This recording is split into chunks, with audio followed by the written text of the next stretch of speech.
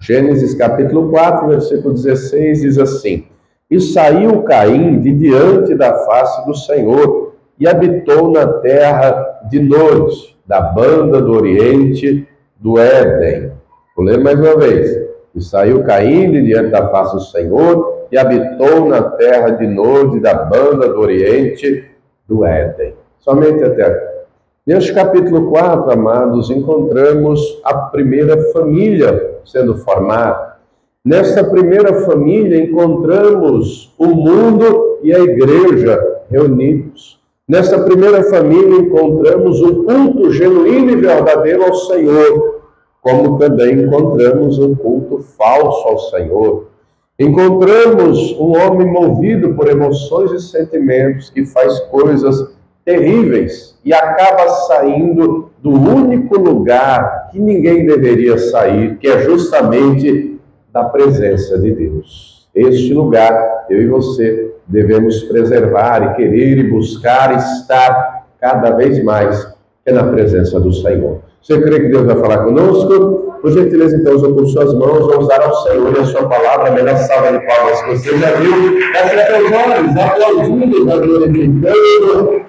Senhor, nosso Deus e Pai, Deus bendito, santo, amado e todo-poderoso, nos reunimos, meu Deus, para te adorar, para te bendizer, para te prestar culto, Pai querido. E a tua igreja agora te aplaude, te glorifica. Abre os céus agora, receba o louvor da tua igreja. E por essa mesma abertura, derrama a tua graça, a tua bênção, a tua virtude e o teu poder. Ninguém quer que ouvir o homem falar, o homem não tem nada a dizer. Todos queremos ouvir a tua voz, a tua palavra, tanto pelos lábios do pregador, a boca do mensageiro, que o Senhor cresça, remova toda barreira, todo obstáculo, e envia a tua palavra com poder da autoridade, em que a tua palavra gravar e produza o resultado para que possa ser enviada em nome do Senhor Jesus. Diga amém, Senhor.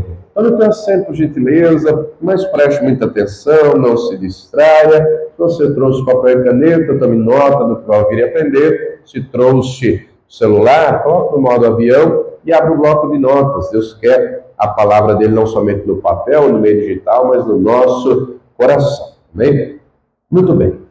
Deixa aí aberto nesse capítulo 4, nós vamos meditar no texto aqui, inclusive a partir do versículo 1. Encontramos aqui no versículo 1, do capítulo 4 de Gênesis, o texto dizendo que Adão teve relações com sua esposa, né? Aqui na tradução Almeida, revista corrigida, está escrito que ele conheceu. Nas traduções mais atuais, como a Nova Almeida atualizada, já está escrito que teve relações com a esposa e ela concebeu, né? Adão teve relações com a Eva, sua mulher, ela concebeu e teve um filho, o Caim. E ela disse: alcancei do Senhor um varão. E o versículo 2 diz que teve outro filho chamado Abel.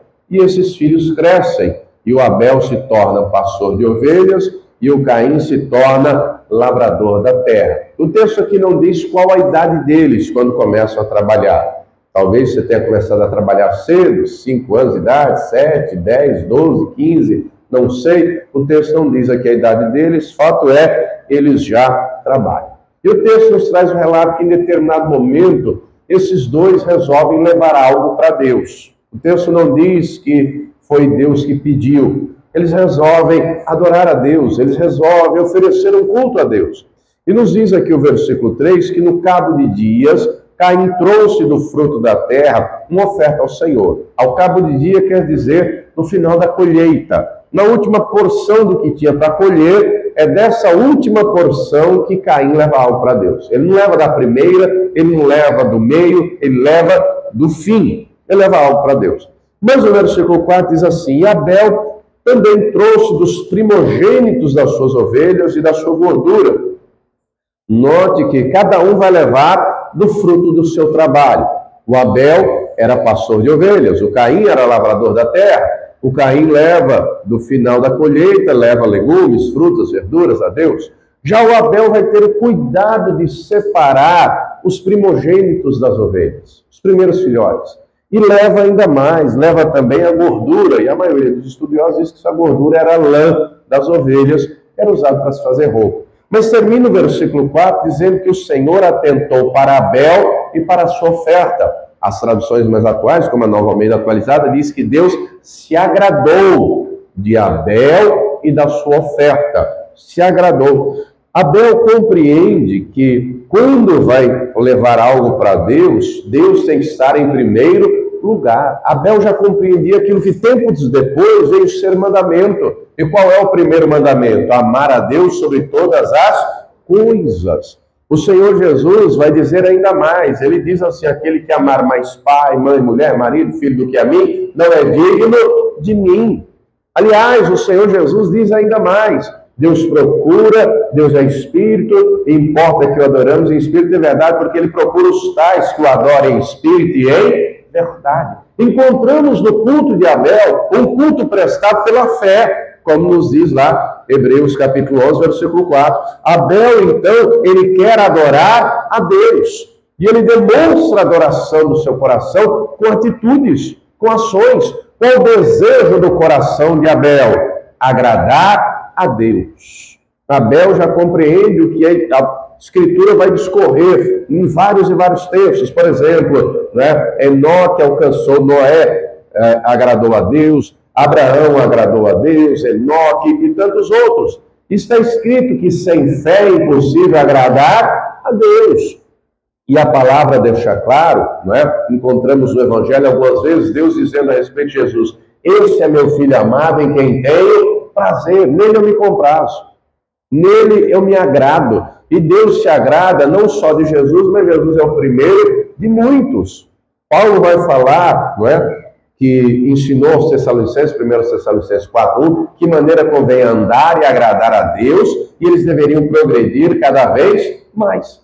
O próprio Senhor Jesus afirma: o Pai está comigo, Ele não tem me deixado só, porque eu sempre faço o que lhe agrada. Vemos aqui em Abel, então, um culto verdadeiro, uma adoração genuína, um coração carregado de fé, de honra, de fidelidade, de sinceridade, de adoração. Ele quer agradar a Deus. No entanto, o seu irmão, vemos aqui no início do versículo 5, acompanhe comigo: mas para Caim, para a sua oferta, não atentou. Ou seja, Deus não se agradou de Caim e da sua oferta.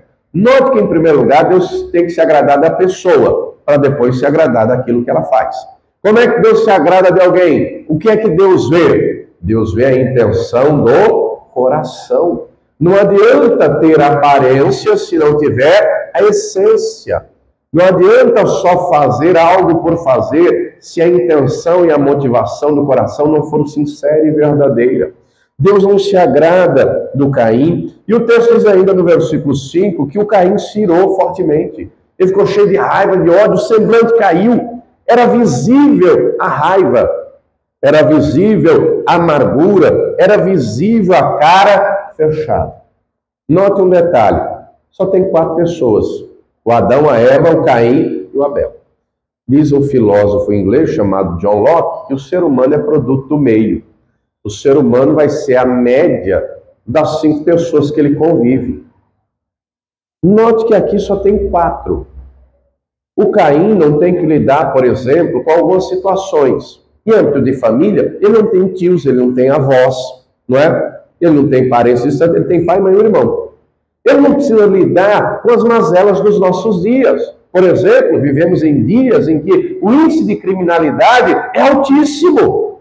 Vivemos em dias em que o uso de drogas é algo avassalador. A promiscuidade está aí nas ruas, nas televisões, na internet. O Caim tem que lidar com essas mazelas todas, que é uma realidade nos nossos dias. O que é que Caim tem que lidar? Com o mal que está dentro do seu próprio coração. Com aquilo que está dentro do seu coração. Compreenda você que o nosso maior inimigo não está do lado de fora, está do lado de dentro. Está do lado de dentro. Ele aparentemente quer fazer a coisa certa, no entanto ele faz do jeito errado. O coração se enche de raiva, se enche de ódio, se enche de amargura, de ressentimento, Certamente, o texto deixa claro, é inequívoco, diz que caiu o semblante. Era visível na cara dele que ele estava com raiva. Era visível no semblante. Deus, no seu amor e na sua misericórdia, ainda diz a ele, versículo 6, acompanhe comigo: por que te iraste? E por que descaiu o teu semblante? Por que Deus está fazendo essas perguntas? Para alertá-lo que ele está errado. Ele fez do jeito errado. Ele fez do jeito errado. Deus está questionando esse comportamento errado, porque no momento que vem raiva, ódio, ira, não é, no seu coração, e Deus é espírito, não tem como, né, lançar tudo isso sobre Deus, ele volta tudo isso, canaliza tudo isso contra quem? Aquele que agrada a Deus, aquele que adora a Deus. Quem é? O Abel.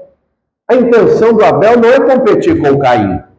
A intenção do Abel não é menosprezar o Caim. Qual a intenção do Abel, minha gente? Agradar a Deus. Adorar a Deus. Somente isso. No entanto, o Caim não tem esse mesmo coração. Não tem essa mesma intenção. E o Senhor questiona ele para alertá-lo, para que houvesse mudança. Deus, na sua infinita misericórdia, né? Deus, no seu amor e na sua graça, ele sabe que nós somos pecadores. Mas ele ensina, ele instrui, né? E ele diz no versículo 7, se fizeres bem, não haverá aceitação para ti. O que é que Deus está dizendo com essa pergunta? Faça novamente, faça agora de maneira correta, porque eu vou te aceitar. Eu vou me agradar de você, se fizer a coisa certa, do jeito certo. Não é fazer por fazer, não é fazer por aparência, não é fazer para o outro ver. É com a intenção correta, é com a motivação correta, né? Mas Deus diz mais, no versículo 7, e se não fizeres bem, o pecado jaz à porta. Que porta? Do coração. O pecado jaz à porta do coração, e para ti será o seu desejo. Na carta de Tiago, se você tiver a caneta, estiver anotando, né? Tiago 1, a partir do versículo 13, vai dizer que o pecado é gerado primeiro, aqui dentro. Primeiro aqui dentro. O desejo do pecado, seja ele qual for, seja ele qualquer, primeiro é aqui dentro. O próprio Senhor Jesus diz, né, Marcos 7, 21, que é do coração que procede todo tipo de pecado, o homicídio, o adultério, a loucura, a inveja, todo tipo de pecado primeiro nasce aqui dentro. O coração do Caim, então, é carregado de raiva, de ódio. Deus alerta, se você fizer bem, eu aceito. Mas se não fizer, o pecado está à porta do teu coração. E vai te dominar, não é? E vai te dominar. Deus, então, está alertando para ele fazer a coisa certa, do jeito certo. Mas o Caim não aceita a repreensão de Deus. Compreenda você que está escrito, Hebreus 12, o pai corrige ao filho que ama. O pai corrige ao filho que ama. Para aprendermos a maneira certa de viver. Para aprendermos a maneira correta à luz da Escritura, à luz da vontade de Deus. À luz da instrução divina. Mas ele não aceita. Você conhece gente assim? Que está errado e acha que está certo. Gente que está errado, mas ainda de dura serviço. Eu estou certo, é do jeito que eu quero e acabou. É um Caim da vida. Ele está errado e é Deus que está falando, mas ele não ouve, ele não aceita aquilo que Deus está dizendo. E a Escritura vai deixar claro, né, que ele vai se tornar do maligno, porque deixa o seu coração ser dominado. E aí ele bola um plano. Externamente, tudo tranquilo. Do lado de fora, tudo bem. Mas dentro dele, ele tem um plano tramado, premeditado, que ele vai levar a cabo. Dentro dele, ele já sabe tudo aquilo que ele vai fazer. Ele é refém das emoções, ele é refém dos sentimentos, ele é refém do próprio ego. Ainda mais, ele deu lugar ao diabo. E a Escritura deixa claro que não devemos dar lugar ao diabo. E quando é que o diabo quer achar lugar? Na hora da raiva, na hora do ódio, na hora que os sentimentos, como diz o ditado, estão à flor da pele. É nessa hora que a serpente chacoalha lá o riso e diz, faz isso, faz aquilo, fala isso. O Caim deixa o diabo entrar, o Caim premedita o que ele vai fazer. Tanto ele quanto seu irmão, o Abel, trabalhavam no campo. um cuidando de ovelhas e o outro cuidando da terra. Diz o versículo 8 que ele vai falar com o seu irmão Abel. O que ele fala com Abel? Certamente, vamos lá no campo trabalhar. Vamos lá cuidar. Você vai cuidar das suas ovelhas, eu vou cuidar da minha plantação. Não é? Por fora, voz aveludada. Por fora, palavra doce. Mas dentro do coração, qual era a intenção? Perversa, maligna, para executar o mal. Diz ainda no versículo 8 que, estando eles no campo, ele se levanta contra o seu irmão. E ele fez o que com o seu irmão? Matou. Matou o próprio irmão. Tome cuidado com os seus sentimentos. Tome cuidado com as suas emoções. É necessário, e é o Espírito Santo que nos dá, discernimento. Discernimento. Paulo, entendendo essa realidade, ele diz no capítulo 7 da carta aos Romanos, o bem que eu quero, eu não faço. Mas o mal que eu não quero, esse eu faço. Eu encontro essa lei em mim. Encontro essa lei em mim. Né? Mas ele termina o capítulo 7 dando graças a Jesus Cristo que lhe dá a vitória para vencer os impulsos e desejos. No capítulo 8 da carta aos Romanos ele deixa claro, quem está na carne, quem anda na carne, não pode agradar a Deus. Para agradar a Deus tem que andar em espírito. Para agradar a Deus tem que ser com obediência, com temor, com reverência. O Caim arma um plano, arquiteta tudo e comete um crime frio, passional. Com as próprias mãos, ele mata seu irmão no campo. Talvez largou lá o corpo, talvez enterrou, a Bíblia não diz. Fato é que ele derrama sangue inocente do seu próprio irmão. E, amados, compreenda, não há nada oculto que não seja revelado. Deus viu tudo. Deus viu quando Adão e a Eva comeram o fruto que não deveriam. Deus vê esse momento em que Caim mata Abel. Deus vê o Abraão mentindo a respeito da sua esposa, dizendo que é irmã. Deus vê depois lá na frente o Isaac do mesmo modo mentindo. Deus vê a Rebeca e o Jacó mentindo para o Isaac. Deus vê lá na frente o Acã tocando consagrado. Deus vê Davi, o grande rei Davi, homem segundo o coração de Deus, se deitando na cama de adultério e mandando matar o marido da mulher adúltera. Deus vê Judas entregando Jesus, traindo Jesus por 30 moedas de prata. Deus vê tudo. Não há nada oculto aos olhos do Senhor. Não há nada oculto. Caim, então, executa um plano diabólico. Por quê, pastor? Porque está escrito, Jesus disse, João 8,44, que o diabo é homicida desde o princípio. O diabo é aquele que trabalha dizendo, faça o que você quer. Faça aquilo que o seu coração deseja. Isso é perigoso, porque a palavra diz que o nosso coração é enganoso e é perverso. Desde o momento em que o ser humano cai da graça, com o primeiro pecado, Adão e Eva no Éden, né? Desde o momento que o coração se inclina e se volta ao mal. Estamos vendo isso nessa primeira família. A primeira família vai ser marcada pelo luto, vai ser marcada pela dor. A primeira família vai ser marcada por alguém que deu lugar ao diabo. Coisa terrível e perversa. Agora preste atenção, será que isso acontece nos nossos dias? Gente dominada por emoção, gente dominada por sentimento, gente que é refém da circunstância, que não tem discernimento, que não tem domínio próprio, né? Sabe aquele tipo de gente, por exemplo, que está aí nos jornais todos os dias, não vai ser minha namorada, não vai ser de mais ninguém. Vai lá e mata. Aí mata a namorada, aí mata a mulher, aí mata o marido. Há uns anos atrás, teve uma guerra lá no Kuwait, um cidadão chamado Saddam Hussein, você lembra dele? Ele invadiu o Kuwait e queria para si os poços de petróleo. E houve a guerra, e ele na guerra teve que recuar, mas antes de desocupar definitivamente o Kuwait, sabe o que ele fez? Tocou fogo nos poços de petróleo. Já deixando o recado, se não for meu, não vai ser de mais ninguém. É o que o Caim está fazendo com Abel. Matou ele. Ele não vai mais adorar a Deus, não. Abel é morto inocentemente por sua fé genuína em Deus, por seu culto sincero e verdadeiro. Note então, queridos, que Abel presta um culto que agrada a Deus e o Caim que aparece. Caim não tem o mínimo cuidado com suas emoções e sentimentos.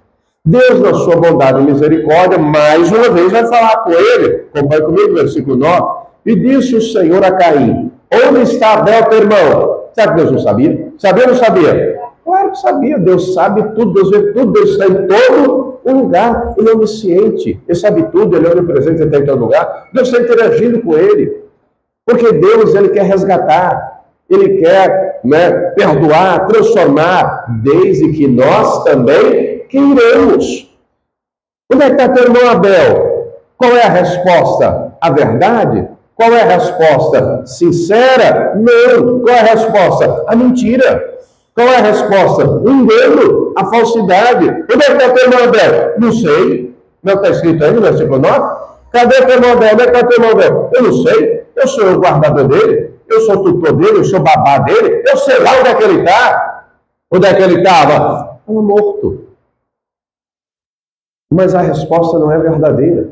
A resposta não é sincera, porque o coração já está dominado pelo mal.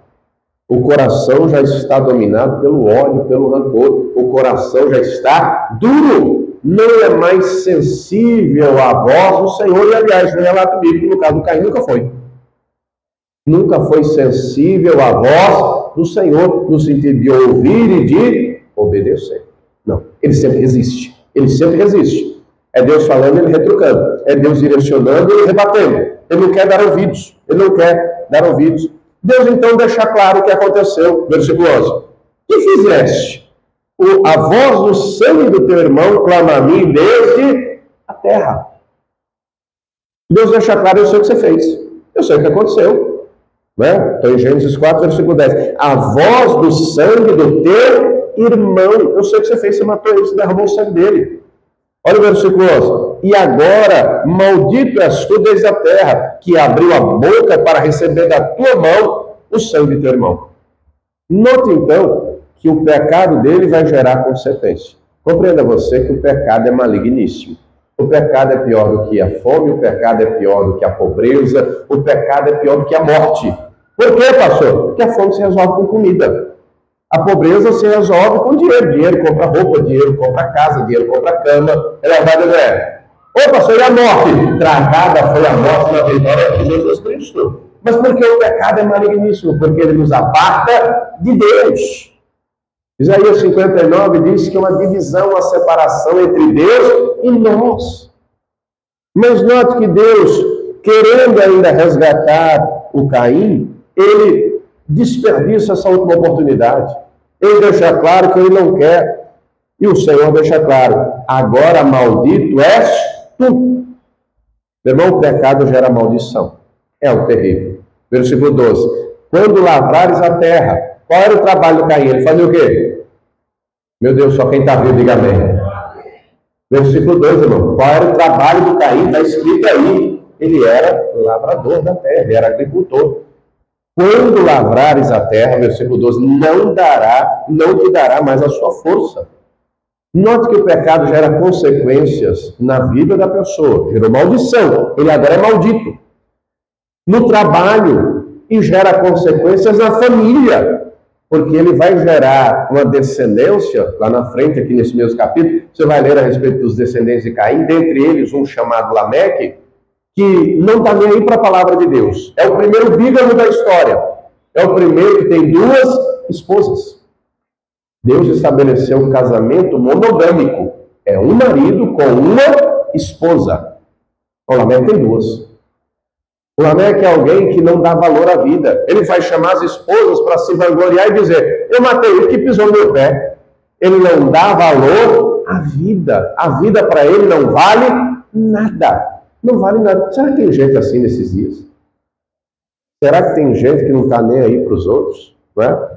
Mas o texto deixa claro aqui no versículo 12, o Senhor diz a ele, fugitivo e errante serás na terra. O pecado gera consequências na vida da pessoa, na família, no trabalho, em todas as áreas. Aí o Caim então afirma, versículo 13, é maior a minha maldade que a que possa ser perdoada. Note que é uma afirmação, não é uma pergunta, não é uma exclamação, ele está afirmando. Ele não quer perdão, ele está interessado em perdão, porque para ter perdão tem que ter o que primeiro? Diga comigo, arrependimento. Deus perdoa. Lembra que há pouco falamos de Davi? Gravíssimo o pecado, Davi. Adultério, homicídio. Leia o Salmo 32. Davi começa dizendo: bem-aventurado o homem que é perdoado. Coisa tremenda. Ele pecou, mas ele se arrependeu. Se arrependeu. Caim não se arrepende, porque ele não quer se arrepender, porque o coração dele está duro, porque o coração dele está mais duro que diamante, como diz lá Zacarias 7, versículo 12, está endurecido, né? Mas o texto diz mais ainda, versículo 14, presta atenção: eis que hoje me lanças da face da terra, e da tua face me esconderei, serei fugitivo. Note que ele está dizendo para Deus: eu vou me esconder da tua face. O que ele quer dizer com essa palavra? Não quero mais estar na tua presença. Não quero olhar na tua cara, não quero ouvir a tua voz. Ele está falando isso para quem, minha gente? Para Deus. Está entendendo a seriedade da coisa? A Escritura nos diz, 1 de João 3,12, citei há pouco, que não devemos ser como Caim, que era do maligno.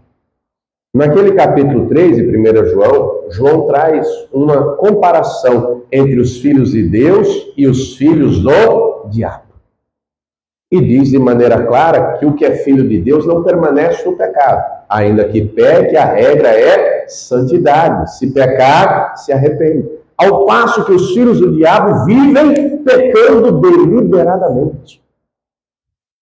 No capítulo 2 da carta aos Efésios, Paulo vai dizer, não é, que nós, em outro tempo, éramos filhos da desobediência. Caim é o primeiro, filho da desobediência, filho da teimosia. Estava em trevas, é o que diz Paulo lá em Filipenses 2, em Efésios 2. Caim está com o entendimento entenebrecido pelas trevas. No momento em que os sentimentos falam mais alto, ele dá lugar ao diabo, o coração se torna endurecido. E ele vai deixar claro para Deus: eu vou me esconder, eu vou ser fugitivo, eu vou ser errante. Mas ele diz mais: todo aquele que me achar, me matará. Porque, irmão, presta atenção, uma pessoa ruim, ela nivela os outros por ela. Uma pessoa que não presta, acha que todo mundo não presta. Simples assim. Um ladrão acha que todo mundo é ladrão. Um bandido acha que todo mundo é bandido. Um assassino acha que todo mundo é... Não é o que ele está dizendo aqui? Ele sabe muito bem, não é? Ele sabe muito bem que toda semeadura vai ter uma colheita. Todo aquele que me achar vai me matar. Mas Deus vai dizer de maneira clara, né? Deus deixa claro para ele, né? Versículo de número 15. O Senhor, porém, disse-lhe: portanto, qualquer que matar a Caim 7 vezes será castigado. E pôs o Senhor um sinal em Caim para que não ferisse qualquer que o achasse. Note que a Bíblia não diz que sinal é esse. A maioria dos estudiosos diz que é um sinal visível. Seja algo na testa, seja algo na mão, enfim. Era algo que todo mundo veria e Deus vai ali com esse sinal deixar claro: ninguém vai matar. Ninguém vai matar. Deus aqui está deixando claro que não era para ninguém vingar. Porque a vingança, diz a Escritura ao longo dela, a vingança é do Senhor. A vingança é do Senhor, não é? Ninguém sabe que sinal é esse, mas Deus deixou claro para que ninguém ferisse o Caim. E aí diz o versículo 16, onde começamos a mensagem: saiu Caim de diante da face do Senhor e habitou na terra de Nod. Se você tiver caneta, grife aí Nod. Então quer dizer Nod? Nod, terra desconhecida, terra estranha, não é? Pegou o rumo, sumiu para longe, para distante, para lugar nenhum. Você já viu aquele filme do Shrek, a terra de tão distante? Mas onde ele foi? Sumiu, pegou o medo, foi-se embora. Né? Levou a mulher dele. Quem era a mulher dele, pastor? Era a irmã dele. Capítulo 5 diz que Adão e a Eva geraram filhos e filhas. E nesse tempo podia o irmão ter relações com outro, porque só tinha essas pessoas no mundo, tinha outras. Tempos depois é que Deus vai deixar claro, proibir as relações incestuosas. Aí é proibido, não pode mais. Né? Mas ele vai lá, ele gera uma descendência, ele constrói uma cidade, ele edifica uma cidade, e é num lugar desconhecido que não quer saber de Deus. Isso é perigoso. Compreenda então, irmãos, que ele sai da presença do Senhor. Agora compreenda, na aplicação do texto, que o texto traz, não somente este aqui, mas no decorrer da Escritura, a maneira que Deus quer ser adorado. Está escrito para nós sabermos. Não é do jeito que eu acho, não é do jeito que você acha, não é do jeito que eu imagino, não é do jeito que você quer. Está escrito, né? Está escrito, por exemplo, que Deus procura os verdadeiros adoradores que adorem a Deus em espírito e em verdade. Deus procura. E Abel, ele encontrou um. O culto do Abel consistiu em quê? Em levar o melhor que ele tinha para Deus. No decorrer da Escritura, encontramos, por exemplo, Romanos 11. Em Romanos 12, versículo 1. Nós temos que apresentar o nosso corpo em sacrifício vivo, santo e agradável a Deus, que é o nosso culto racional. Então, o meu corpo, o teu corpo é templo do Espírito Santo. Temos que adorar a Deus com o nosso corpo. Temos que adorar a Deus, Hebreus 13, 15, com o sacrifício de louvor, com o fruto dos lábios que confessa o seu nome. Temos que adorar a Deus com as contribuições, com os dízimos e com as ofertas. Em tudo a intenção do coração tem que ser agradar a Deus. Mas compreenda você que não é só dentro do templo. Não é só na hora de um culto de 2 horas, compreenda, a nossa vida é um culto a Deus ou não. O Abel entendeu. O Abel não tinha templo. O Abel não tinha igreja. Ele prestou culto a Deus, ele adorou a Deus, ele agradou a Deus. Do mesmo modo, eu e você temos que entender que o nosso culto prestamos a Deus não é só aqui dentro, em 2 horas, 3 horas, 1, 2, 3 vezes por semana, é todo dia, em todo tempo. Prestamos culto a Deus em tudo que fizermos, porque está escrito, tudo aquilo que fizermos tem que ser para a glória de Deus. Prestamos culto a Deus quando cumprimos a palavra, aplicamos o que ela ensina. Se eu quero agradar a Deus, eu tenho que amar a Deus, mas eu tenho que amar a quem também? Não entendi. Eu acho que você não entendeu a palavra, não. Vou facilitar. Jesus, questionado sobre o maior de todos os mandamentos, ele diz, né, amar a Deus sobre todas as coisas, e ele emenda. O segundo, semelhante a esse, é amar ao próximo, como a ti mesmo. Então, eu tenho que amar ao próximo. E esse próximo é qualquer pessoa. Eu provo que eu quero agradar a Deus quando eu conto a palavra de Deus. Eu oro. O que adianta Deus dizer que eu tenho que orar se eu não pratico? Ou só oro na hora que eu estou dentro do templo? É uma vida de oração. Mas não se limita à oração, ao jejum, às contribuições. Por exemplo, Deus é perdoador. E você acha que Ele quer que eu e você sejamos o quê? Implacáveis? Coração duro? Perdoadores. Deus é misericordioso. E você acha que prestamos culto a Deus exercendo misericórdia ou querendo misericórdia para ser juiz dos outros? Exercendo misericórdia. Prestando o culto com um estilo de vida que comprova que de fato e de verdade o Senhor está em nossa vida e que estamos em presença dEle. Paulo, nesse sentido, vai dizer na carta lá aos Coríntios, pregamos a palavra de Deus na presença de Deus. Ele vai falar de gente que era falsificador da palavra, adulterador da palavra, falso obreiro, mercenário. Inclusive, ele chega a dizer, segundo aos Coríntios 11, a respeito dos falsos obreiros que se transfiguram em ministros de justiça, e ele emenda dizendo, não é muito, porque o próprio Satanás se transfigura em anjo de Deus. Compreende, então, que nós temos que examinar a nossa vida.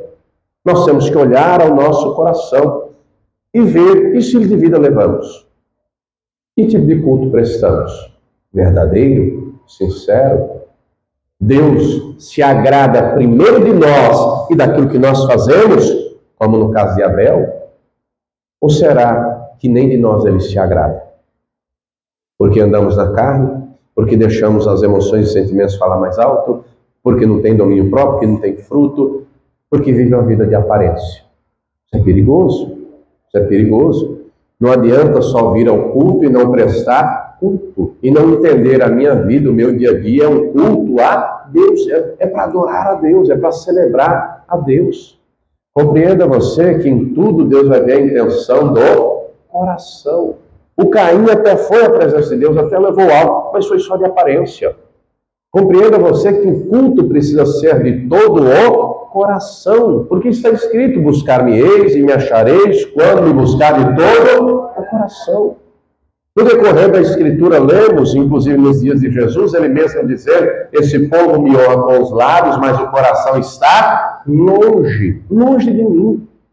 Esse culto não agrada a Deus. Esse estilo de vida, de aparência, não agrada a Deus. Na descendência de Caim, se você ler o texto do capítulo 4, você vai ver esse povo trabalhando com metalurgia, esse povo trabalhando com música, instrumentos musicais, uma série de coisas. Só não quer estar na presença de Deus. Opa, se é pecado trabalhar com ele? Não, não é pecado não, irmão. Não é pecado trabalhar, seja no ramo que for e tal. Mas o problema é não querer saber da presença de Deus. E nós vivemos em dias de, a palavra deixa claro, que o mundo jaz no maligno. Trabalha de todos os meios para afastar as pessoas da presença de Deus. E aí eu e você temos que abrir os olhos. Porque senão corremos o risco de estar dentro da casa de Deus, longe de Deus. Dentro da casa de Deus sendo religioso. Dentro da casa de Deus sendo um mero ouvinte da Escritura. E não praticante.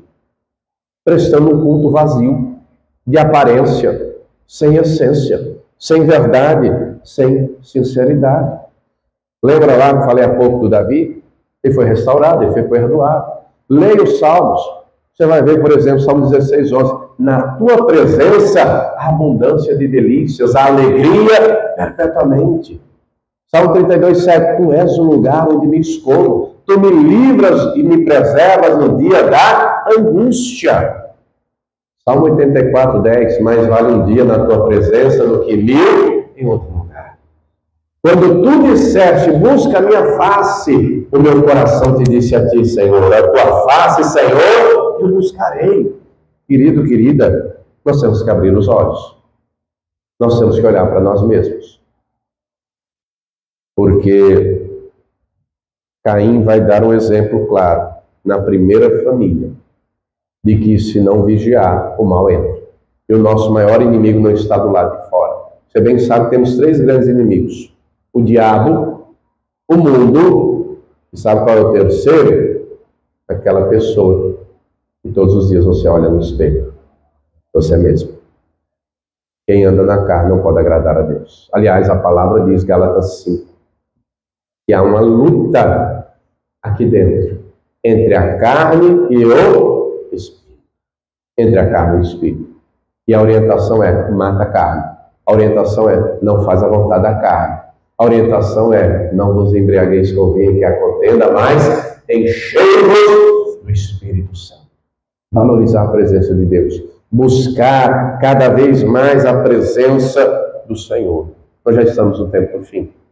E não podemos cair nesse erro.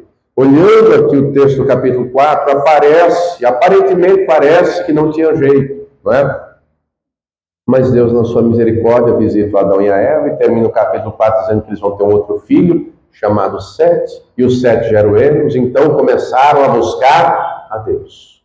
Compreenda você que através da sua vida Deus vai abençoar você, Deus vai abençoar a sua casa, Deus vai abençoar o seu trabalho, através de você buscando e valorizando a presença dele, o Espírito Santo vai abençoar a boa obra dele em você e através de você, e a sua casa será bem-vinda, será abençoada, o seu trabalho será bem-vindo, o Espírito Santo está bem pelo tempo. Se coloque de pé, por gentileza. Nós temos que ter cuidado com os nossos sentimentos. Sabe por quê? Se você ler o texto, os comentaristas bíblicos, eles, quando fala lá que o pecado já dá porta, todos dizem que o intuito do texto dá um exemplo de uma fera que está à espreita. Quando Deus diz lá para o Caim que o pecado estava à espreita, os comentaristas bíblicos dão a ideia de uma fera selvagem que estava querendo, abocanhar. E é justamente nesse mesmo sentido que diz, primeira carta de Pedro, capítulo 5, no versículo 8, que nós devemos vigiar, porque o diabo anda ao derredor, bramando como um leão, buscando a quem possa tragar. Aí o versículo 9 diz assim, ao qual resistir firmes na fé. Firmes na fé. A intenção do nosso coração tem que ser agradar a Deus. Um culto verdadeiro, genuíno, um estilo de vida que agrada a Deus. Naquilo que depender dele, ele vai trabalhar para nos aperfeiçoar. Para termos a santificação aperfeiçoada no temor de Deus, para cada dia pecar menos, só que esse também tem que ser o desejo do nosso coração. Qual o desejo, pastor? Agradar a Deus. Agradar a Deus. Esse tem que ser o desejo do nosso coração. E querido, querida, não podemos deixar o coração solto. Como assim, pastor? Você já viu aquela música do pagodeiro cachaceiro que diz assim: deixa a vida me levar, a vida leva eu? Vai levar a ladeira abaixo, mano. O coração precisa ser ensinado, precisa ser instruído para se submeter à vontade de Deus. Aí o Espírito vem e testifica ao nosso espírito. O Espírito Santo usa a palavra para nos direcionar, para ministrar a verdade. Jesus diz: e conhecereis a verdade vos libertará. Sabe qual é o problema de muita gente? Que no decorrer da caminhada cristã já desenvolveu uma religiosidade tal que é só mais um culto, mais uma pregação. Ainda diz até: boa essa palavra, gostei, mas não entrou no coração. Não desperta mudança, não desperta, né, o entendimento para olhar para si e compreender. Nisso, eu preciso mudar. É um Caim. Deus está falando: faz bem, estou certo. Contesta, retruca. Querido, querida, olhe para o seu coração.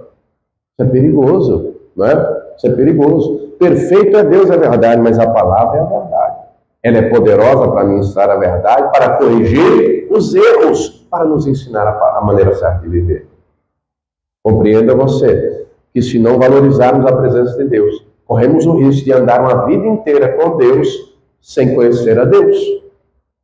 Estar uma vida inteira dentro da igreja e não ser igreja.